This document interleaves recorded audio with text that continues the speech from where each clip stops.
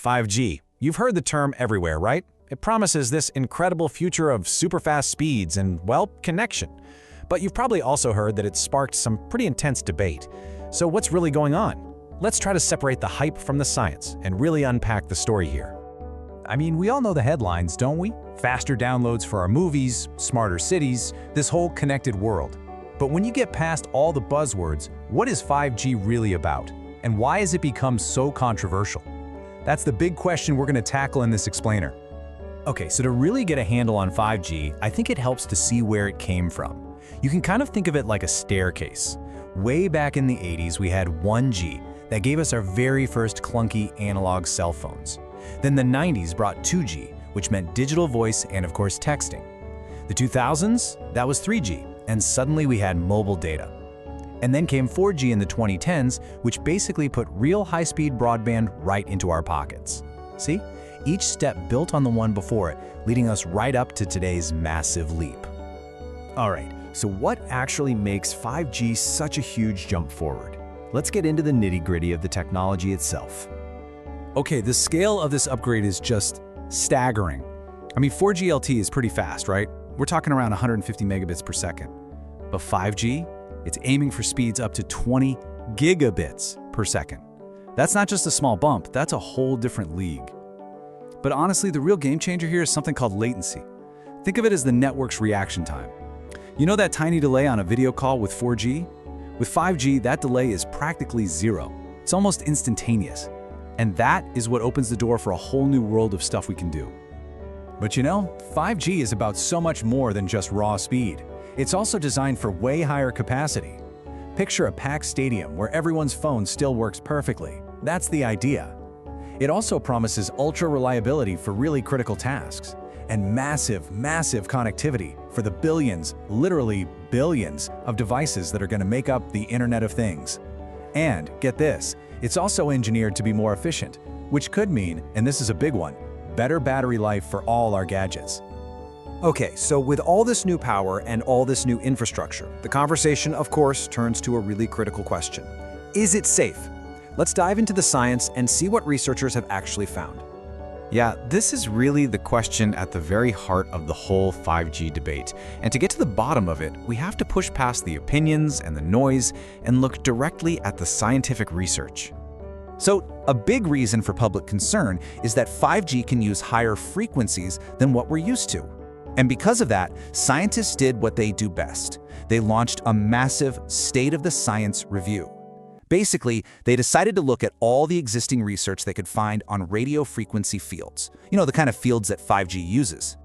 And a huge review from 2021 is a perfect example of this. It was incredibly thorough. They analyzed 107 experimental studies. That's research done in a controlled lab setting. And they also looked at 31 epidemiological studies, which are the ones that look for health patterns in big groups of people, like say radar operators who work around similar frequencies all day. So, what was the conclusion? Well, here's the main takeaway, and I'm quoting directly from that huge review. This review showed no confirmed evidence that low-level RF fields above 6 GHz, such as those used by the 5G network, are hazardous to human health. Now, that statement, that really represents the current scientific consensus, based on all the data they had. But look, good science is always about acknowledging the fine print, the limitations, and the researchers were really clear about the nuance here.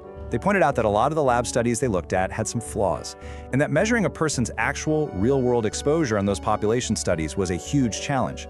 Now, this doesn't mean the conclusion is wrong, not at all.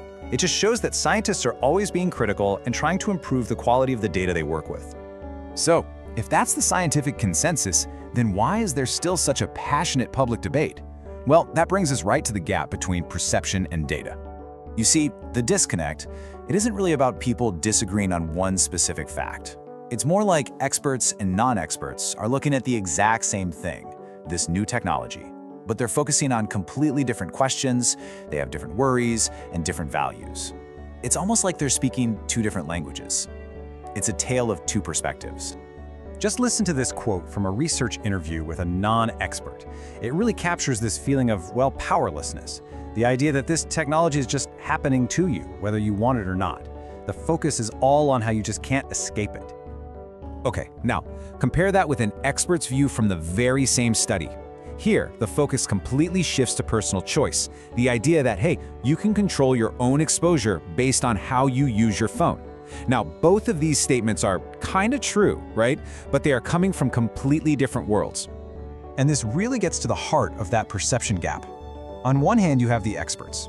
They're focused on the scientific data, on safety limits, on the big societal benefits, and they're making these careful scientific distinctions. But on the other hand, the public conversation is often driven by feelings. A perceived lack of choice, a real need for information you can actually trust, and just a general sense of, technology fatigue. And that fatigue, it was captured perfectly by one person in the study who asked this really simple but powerful question. It's a question that just cuts right through all the technical talk and gets to a very, very human feeling about the constant, relentless pace of change. So that's a fair question, right? Why do we want more? What's the answer? Well, to understand that, we have to look beyond just our phones and into the kind of world that 5G is actually being built for. Because the argument from the people who are really pushing for 5G is that the most revolutionary parts have almost nothing to do with downloading videos faster on your phone. It's about creating a whole new foundation for how our entire society operates. So here's the vision for that new foundation. That zero delay we talked about? Imagine smart cities with traffic systems that react instantly to prevent accidents before they even happen. That massive capacity could connect billions of devices, everything from tiny sensors on farms that optimize water usage to the appliances in our own homes. And that ultra-reliable, truly instantaneous connection, it could one day make something like complex remote surgery a common reality. That is the big picture argument for 5G. So, it's clear 5G promises this deeply interconnected future, just brimming with technological potential. But what this whole story also shows us is that the biggest hurdles aren't always about the engineering. They're human, they're about trust, they're about communication, and they're about perception. And that leaves us with a final and maybe the most crucial question. How do we build that future in a way that makes sure everyone feels like they're actually a part of the conversation?